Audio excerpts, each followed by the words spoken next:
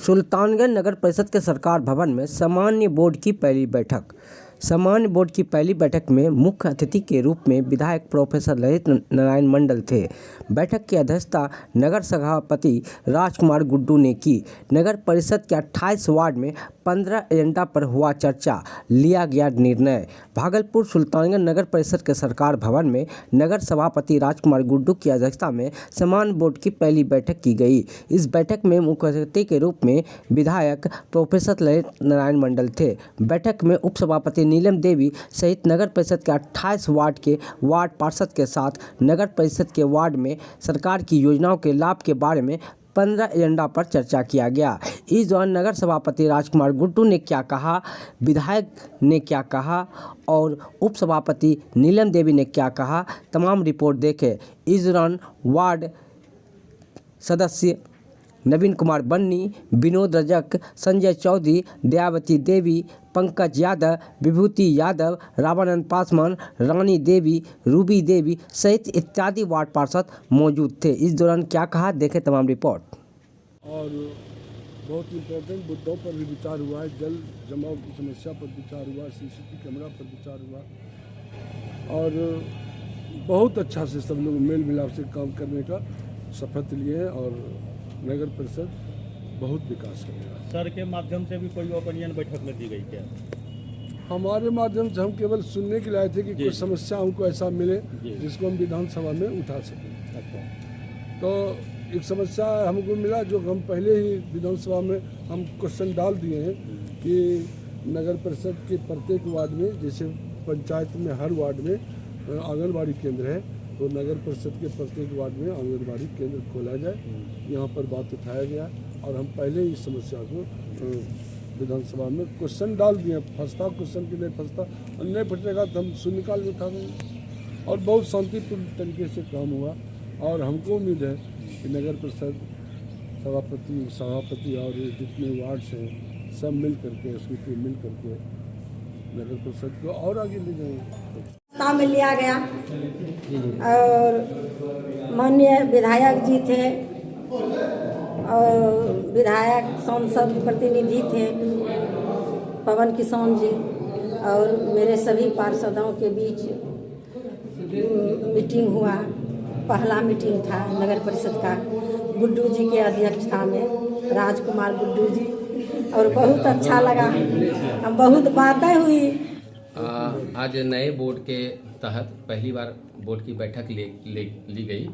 चूँकि इस बैठक को टालने का काफ़ी प्रयास कार्यपालक पदाधिकारी के द्वारा किया गया था, लेकिन मेरे पत्र के अनुरोध पर उन्होंने अपने सहायक को यहाँ पे प्रतिनियुक्त कर बैठक लिया और जिस बैठक में कुल 15 एजेंडा था, जिस एजेंडा पे वहाँ पे चर्चा की गई। जो प्रमुख एजेंडा था वो एजेंडा था कि जो नया वार्ड सृजित हुआ है, वार्ड नंबर 9, 10, 11, चूँकि वह पहले पंचायत में था और वहाँ जलापूर्ति की काफ़ी समस्या थी, तो चूँकि वो हैंड ओवर अभी तक नगर परिषद को नहीं हो पाया कुछ तकनीकी कारणों से, उसकी चर्चा की गई। और खास करके दक्षिणी क्षेत्र के साथ पूरे नगर परिषद क्षेत्र में जो जल जमाव की समस्या है और जल आपूर्ति की समस्या है, उस पर भी हम लोगों ने विचार रखा है। दूसरी बात, यहाँ जो स्ट्रीट लाइट है या फ्लाईओवर पे जो नियमित सफाई या पोल का जो अपना बिजली व्यवस्था है, उस पर भी हम लोगों ने एजेंडे में लिया है।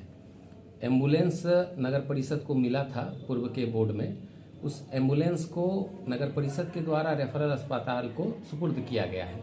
क्योंकि सब वाहन हमारे यहाँ है अभी, तो उस सब वाहन का उपयोग कोरोना में काफ़ी हुआ था और जब जैसे जिनको ज़रूरत पड़े वो यहाँ से अपना सब वाहन की मांग कर सकते हैं। कचरा निपटारा हेतु जो है हमारे यहाँ काफ़ी टोटो मौजूद है, 25 टोटो है। तो अभी वर्तमान समय में उपयोगिता अनुसार टोटो का मरम्मत करा के वार्ड के मांग के अनुसार टोटो से गली गली जो छोटी गली है उसमें भेजा जाएगा और कचरा का उठाव किया जाएगा। नमामि गंगे घाट, शमशान घाट, सीढ़ी घाट की नियमित साफ सफाई और लाइट की व्यवस्था होनी है। नगर परिषद क्षेत्रांतर्गत आने वाले जितने भी प्राथमिक मध्य उच्च विद्यालय हैं वो धूम्रपान और प्रदूषण मुक्त 200 मीटर के दायरे पे होगा।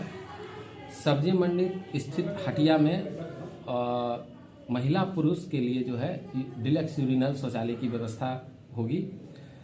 घर, दुकान, प्रतिष्ठान, मैरिज हॉल संबंधित किसी भी कचरा फैलाने वाले पर अर्थदंड का प्रावधान तो पूर्व से है, उसे फिर से किया जाएगा।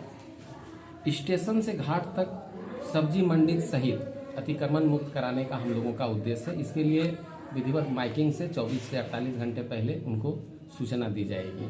साथ में 28 वार्ड, 3 नया वार्ड जो सृजित हुआ है, 28वां वार्ड जो है अब CCTV के निगरानी में रहेगा और जिसका संचालन सुल्तानगंज थाने में कंट्रोल रूम वहाँ पे बना दिया गया है। और वहाँ जो है सुबह 10 बजे से लेकर संध्या 5 बजे तक एक ऑपरेटर अभी है जो वर्तमान में कार्यरत नहीं था। चूँकि मैं स्वयं 3 बार गया, वो अनुपस्थित था।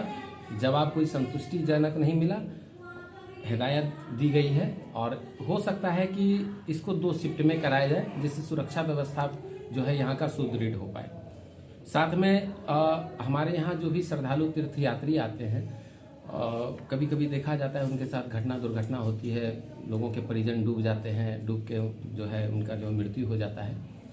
तो गंगा मित्र की जो है नियमित तो नहीं, नियोजित रूप से उनको स्वीकृत किया जाएगा। 6 गंगा मित्र का जो है नियोजन होना हमारे यहाँ से तय है।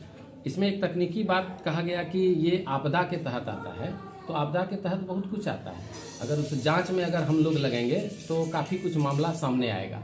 तो उस मामले को सामने ना लाते हुए मैंने गंगा मित्र जो है नियोजित रूप से यहाँ पे कार्य करने के लिए प्रस्ताव में लाया है।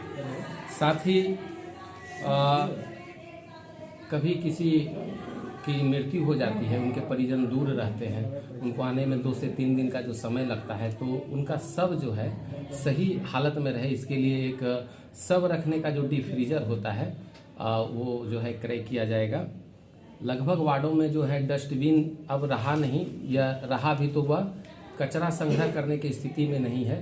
तो उसके लिए मैंने स्टील का जो बढ़िया मटेरियल हो उसका जो है क्रय का ये एजेंडा में दिया है।